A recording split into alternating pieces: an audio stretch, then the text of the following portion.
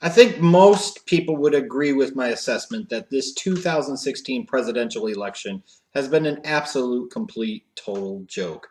It is a perfect representation in many ways of, frankly, the stupidity of America sometimes. You've got a guy in Donald Trump whose candidacy alone should result in a wipeout victory for the other party. Unfortunately for the other party, that other party is Hillary Clinton. And because of how ridiculously bad she is as a candidate and the many flaws that she has and just how generally unlikable she is, this 2016 presidential election, frankly, is a whole lot closer than it really should be or has to be. If the Democratic Party wouldn't have rigged the system so badly to ensure Hillary got a clear path to the nomination, and this party would have run, let's say, somebody like a Bernie Sanders or somebody else on the ticket opposing Donald Trump, we could be talking about a big time landslide type of victory on Tuesday night that would far surpass Obama's performance in 2012 and especially in 2008 when he beat McCain by an even more convincing margin.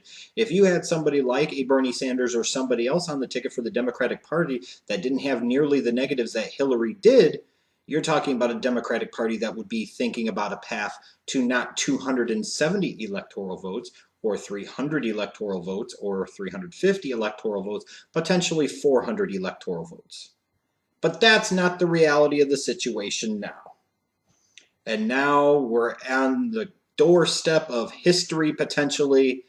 It's time to talk about who ultimately will win the 2016 presidential election, in my opinion.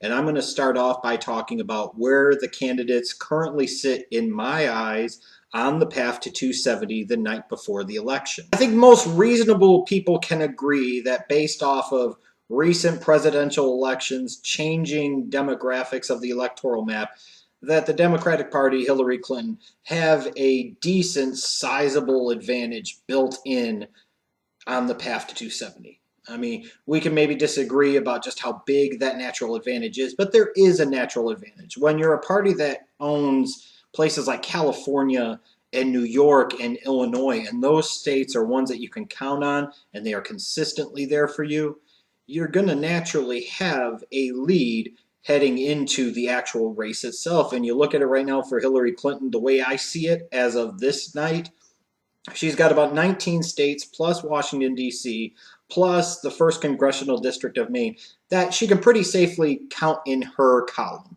which would give her 239 electoral votes. Now, what's the total that she needs? It's 270, meaning that out of all the remaining states that are toss-ups or up for grabs, she only needs to find a way to win 31 or more. That's not a lot of work for her to do. Whereas on the flip side, Donald Trump, while he technically has more states in his column that I think are safely Republican, the number being 21, out of all of those states, it only equals out to 164 electoral votes for him.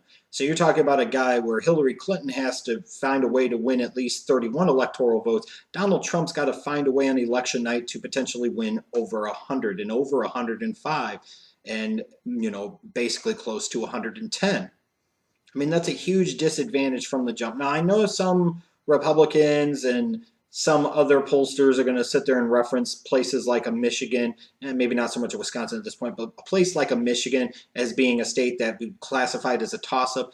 I'm going to be honest with you. I don't think the polling data supports it, and I just don't think the state itself really supports it. It's probably closer for comfort than a lot of Democrats thought it would be, which is why they're spending energy at the last minute campaigning there.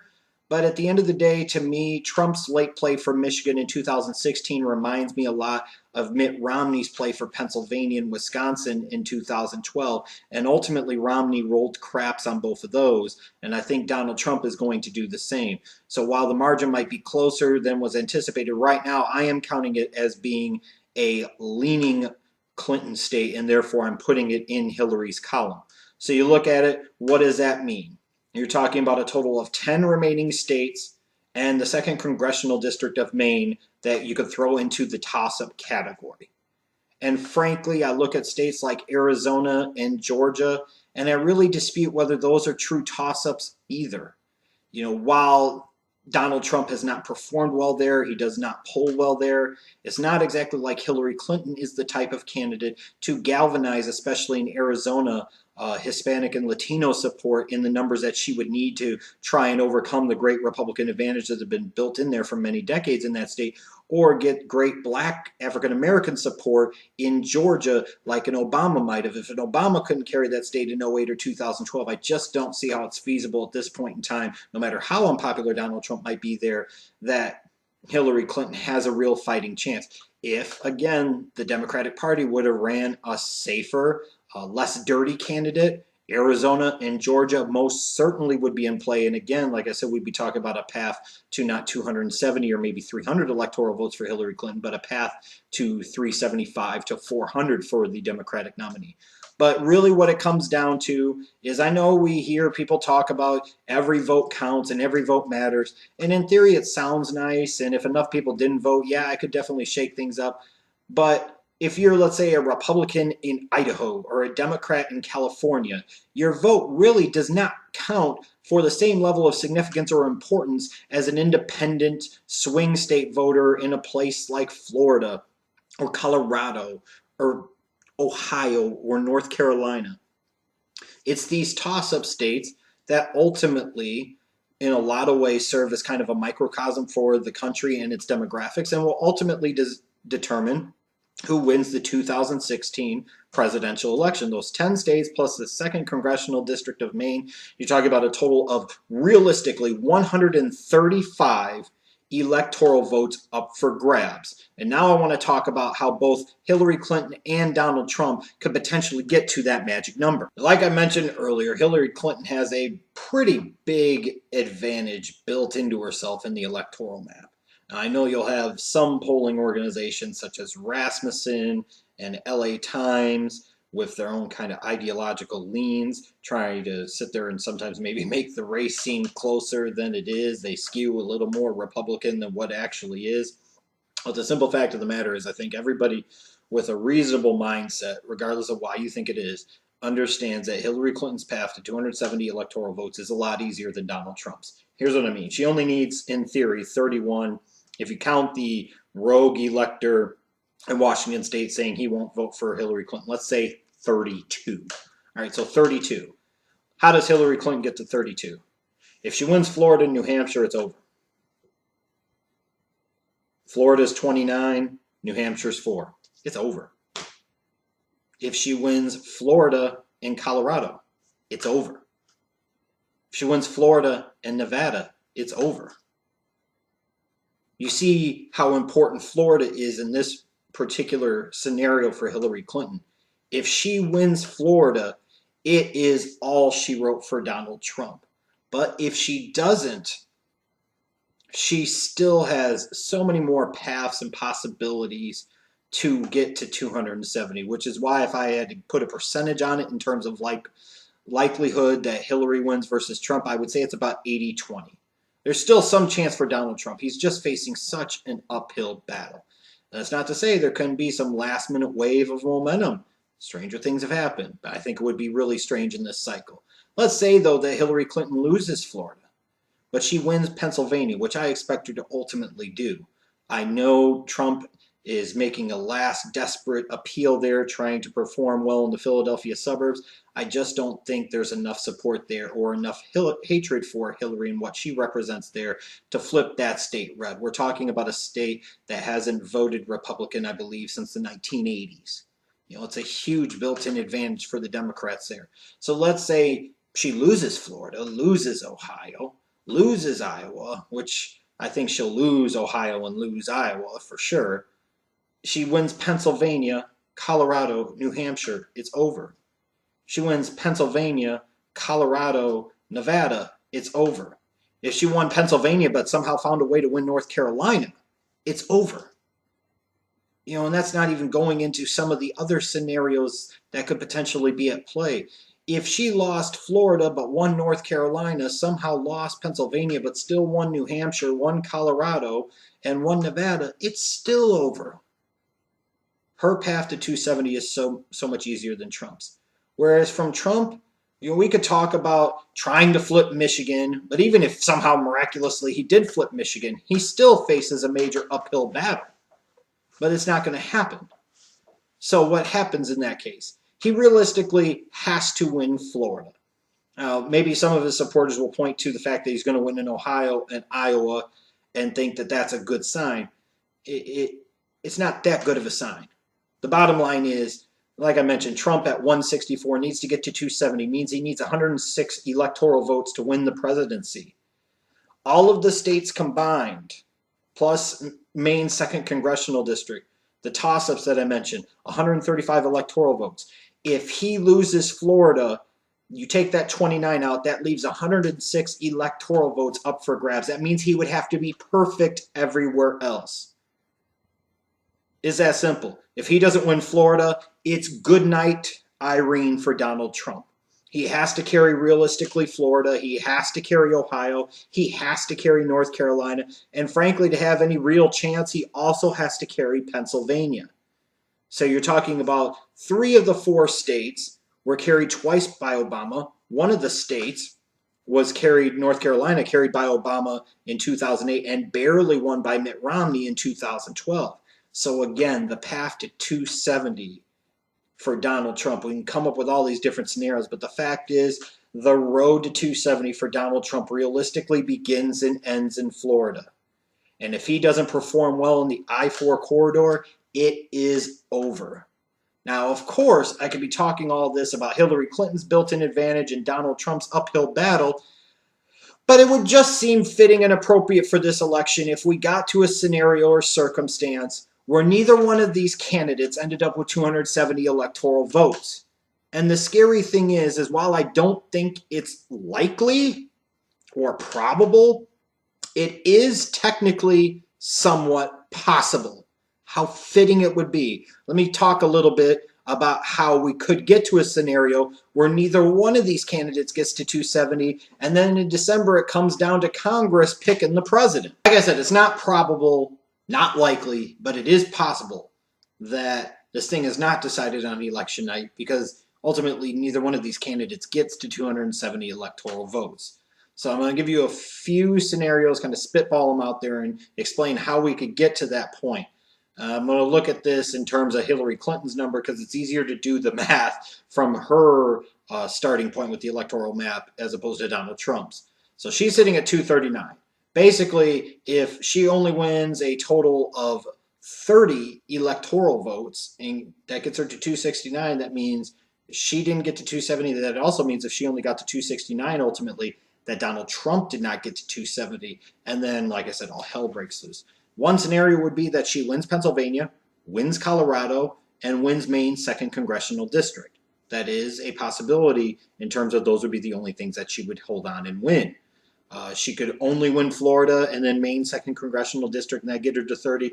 I don't think that's as likely of a scenario because chances are if she wins Florida, she's going to win Pennsylvania. But I'm just saying, strange shit has happened. That is a possibility. She could win Pennsylvania with its 20 electoral votes, Nevada with its 6, New Hampshire with its 4, and that would be 30 right there. Although I find it very hard to believe, again, that she would win Nevada and not win Colorado. So it probably makes that scenario moot, but again, technically a possibility.